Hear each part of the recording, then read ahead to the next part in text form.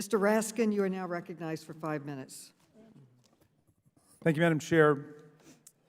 Nearly 8 in 10 Americans say that the decision about whether or not to have an abortion should be left to women and their families and their health care providers.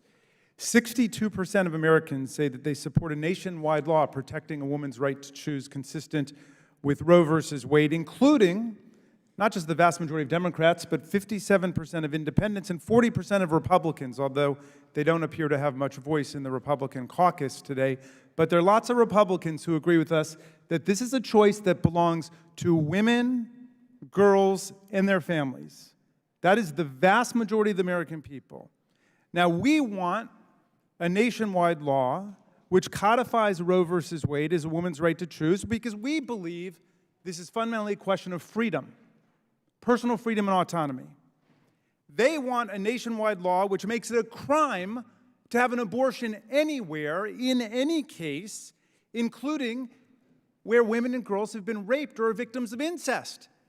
And that follows logically and naturally and honestly from their position, which we've heard represented several times today, that life begins at conception in every case. So how could you allow a woman to have an abortion in the case of rape or incest? That would be murder, is what they say. Now, Ms. Gosgraves, I'm worried about this. It was the founder of the Republican Party, President Lincoln, who said, "A house divided against itself cannot stand." I believe this government cannot endure permanently half slave and half free.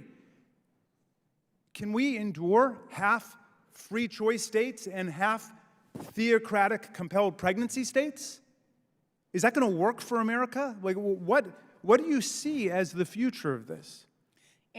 I am deeply worried. This is the first time in our nation's history where the Supreme Court has taken away an individual right in the Constitution, a right that 2 generations of people have come up with. So now you have grandmothers looking at their grandchildren and understanding that they're going to have fewer rights.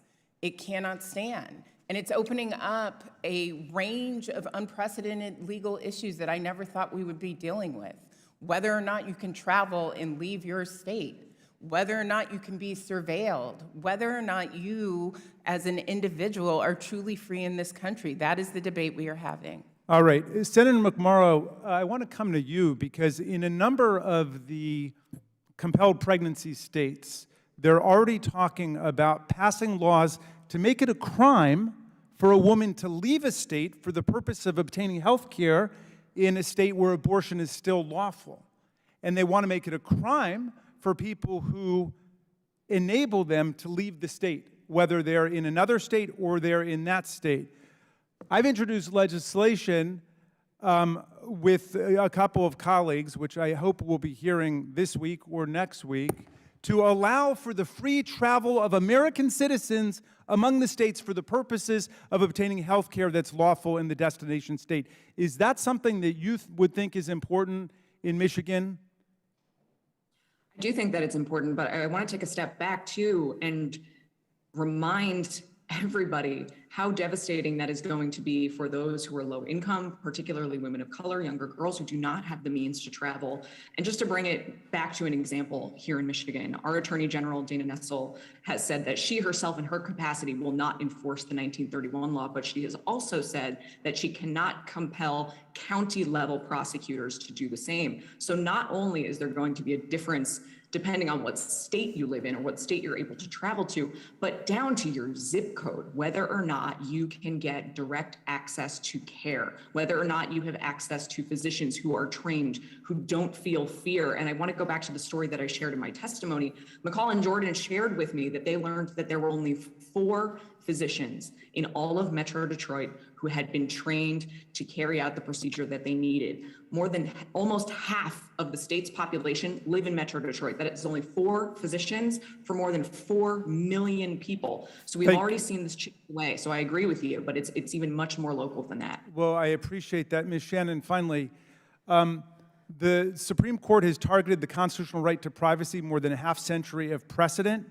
That constitutional right to privacy guarantees women the right not to be sterilized against their will, which is what happened to thousands of women in the last century, including in Virginia. Do you fear that there are governments which are going to, on the one hand, stop women from making their own decisions about abortion, but go back The to gentleman's time sterilizing has women? expired. The gentleman's time has expired. We're going to be enforcing the 5-minute rule. Can I briefly answer? Can she answer the question? Very briefly. Sure. So we don't even have to go back years ago to forced sterilization. We actually had this happen in Georgia in an immigrant detention center in Georgia where folks were forcibly sterilized. So that's a real threat. Okay, gentlemen, thank you.